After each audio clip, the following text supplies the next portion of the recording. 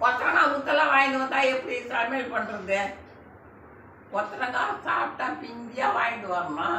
இப்படி வாங்கிட்டு வந்து கொடுத்தா எப்படி நான் சமைப்பேன்? கொத்தரங்காய் நரம்பு தளர்ச்சி கொடுக்கும், நல்லாயிருக்கும், உடம்புக்கு சாப்பிட்லாம். நல்லா வேக வச்சு எடுத்துட்டு பொரியல் பண்ணலாம், சாம்பார் வைக்கலாம், கூட்டு பண்ணலாம், எல்லாமே பண்ணால் ரொம்ப டேஸ்ட்டாக இருக்கும். கொஞ்சம் தேங்காய் போட்டு கொஞ்சம் பருப்பு போட்டு உசிலி பண்ணலாம், ரொம்ப சூப்பராக இருக்கும். எனக்கு ரொம்ப பிடிக்கும், உங்களுக்கும் பிடிக்கும்னு நினைக்கிறேன். நான் தேங்காய் போட்டு பொரியல் பண்ண போகிறேன், சாதம் வடிக்க போகிறேன், ரசம் வைக்க போகிறேன், சாம்பார் வச்சு பண்ண போகிறேன். நாளைக்கு வெள்ளிக்கிழமை கோயிலுக்கு போகணும். பாருங்கள் நான் எப்படி அறிகிறேன்னு பாருங்கள்.